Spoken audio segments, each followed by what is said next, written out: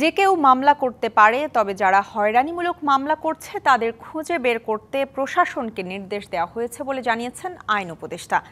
এ নিয়ে গণমাধ্যমের সহযোগিতাও চেয়েছেন তিনি। আর মামলা করার স্বাধীনতা যে কারো আছে, তবে সেটি তদন্ত করেই ব্যবস্থা নেওয়ার কথা জানান সংস্কৃতি উপদেষ্টা। ৫ই আগস্টের পট পরিবর্তনের পর থেকে বিগত সরকার বা সরকার সংশ্লিষ্ট অনেকের বিরুদ্ধেই মামলা হচ্ছে। কিছু মামলা সরকার বা পুলিশ করছে, কিছু কিছু করছে বিভিন্ন ব্যক্তি। তবে শুরু থেকেই এসব মামলার অনেকগুলো নিয়ে নানা অভিযোগ উঠছে। ব্যক্তিগত শত্রুতা বা হয়রানি করার উদ্দেশ্যে অনেক মামলা হচ্ছে বলে খোদ সরকারই স্বীকার করেছে।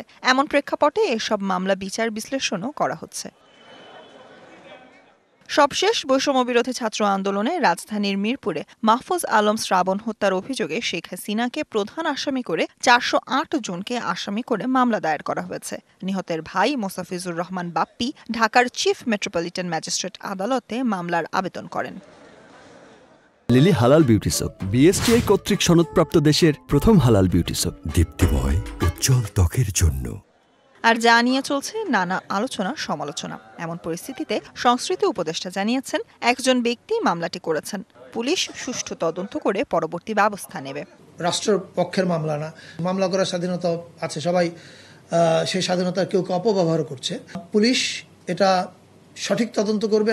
অন্যদিকে উদ্দেশ্য প্রণোদিত অনেক মামলা করা হচ্ছে স্বীকার করে আইন উপদেষ্টা বলেন, বাণিজ্যিক উদ্দেশ্যে কেউ মামলা করছে কিনা সেটি খোঁজ নেয়ার নির্দেশ দেওয়া হয়েছে। এত বেশি লোককে আপনার আসামি করা হয়, এত মামলা করা হয়, আমাদের জন্য কাজটা ডিফিকাল্ট হয়ে যায়। যদি কোনো হীন উদ্দেশ্যে, শত্রুতামূলক উদ্দেশ্যে, অন্যের ব্যবসা, জায়গা জমি দখলের উদ্দেশ্যে বা চাঁদার উদ্দেশ্যে যদি তারা এই ধরনের মামলাগুলো করে থাকেন, আপনাদের কাছে আমাদের অনুরোধ, আপনারা তাদের ভূমিকাও এক্সপোজ করেন, তাদেরকে জনগণের কাছে দেখায় দেন।